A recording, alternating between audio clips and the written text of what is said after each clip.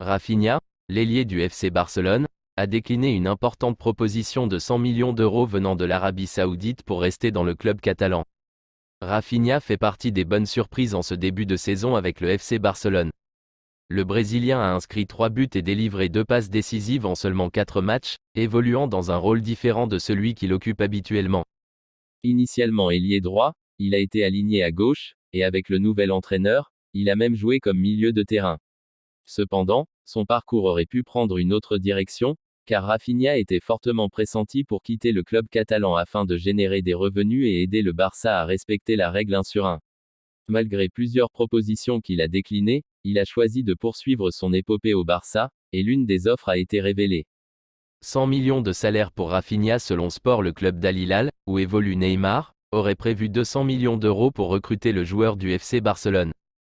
En effet, l'équipe saoudienne envisageait de transférer Rafinha pour un montant de 100 millions d'euros, bonus compris, ce qui aurait offert au Barça une plus-value sur un joueur acquis pour 55 millions d'euros, tout en tenant compte des 23,5 millions d'euros déjà amortis sur les 2 dernières années.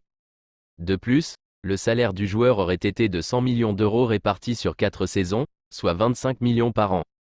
Cela correspondrait à pratiquement 4 fois son salaire au Barça. Malgré cette offre, Rafinha a préféré rester à Barcelone même s'il reconnut avoir voulu à un moment donné partir. D'autres clubs de Première Ligue, tels que Newcastle et Arsenal, montraient également un intérêt pour lui. À l'heure actuelle, sa décision de rester semble être judicieuse au vu de son excellent début de saison.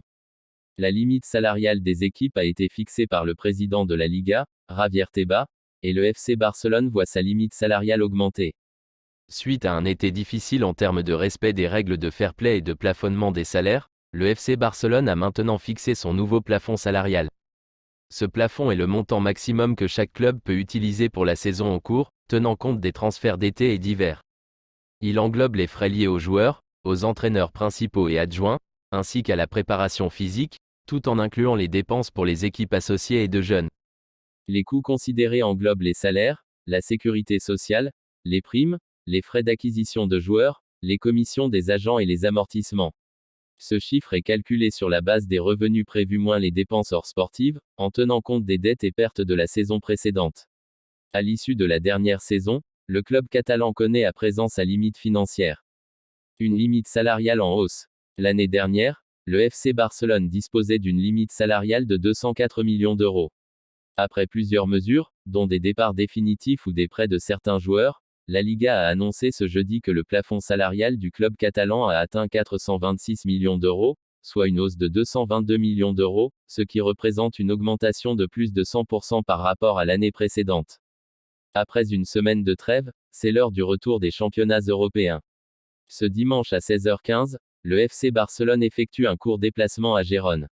Pour le moment, les Blaugrana sont sur une entame de saison parfaite. La passe de 5 ou surprise à venir. L'y adopta à sa petite idée.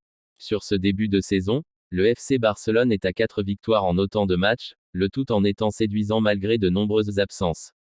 Désormais, il faut enchaîner, face à l'une des surprises européennes de la saison passée. Troisième de Liga la saison passée, Girona continue à être ambitieux. Futur adversaire du PSG, le club catalan fait un joli début de saison 4-0 contre Osasuna, 2-0 contre Séville, mais a été pris à revers par le Betis, 1-1, et l'Atlético de Madrid, 0-3. Rafinha, être un leader dans l'équipe est quelque chose de spécial, mais je pense qu'à mon avis, Robert peut aussi être un leader, tout comme Koundé et Inigo. De nombreux joueurs peuvent être des capitaines au sein du vestiaire. Je suis très content de ce choix. Je ne m'attendais pas à être l'un des 4 capitaines, mais la vérité est que j'étais très heureux car cela signifie que ce que je fais dans le vestiaire est visible par tout le monde. Être chef d'équipe, ce n'est pas seulement être l'un des 4. Être un leader, c'est être prêt à aider ses coéquipiers et à se battre pour tout ce dont l'équipe a besoin, que ce soit sur le terrain ou en dehors du terrain. Mais j'en suis très heureux, oui. Rafinha, les travaux du stade m'excitent. Souvent, je fais du vélo avec ma femme et nous passons devant le stade. Nous y allons toujours et on dirait que ça ne progresse pas mais je sais que ça avance petit à petit, mais je suis très excité de jouer là-bas.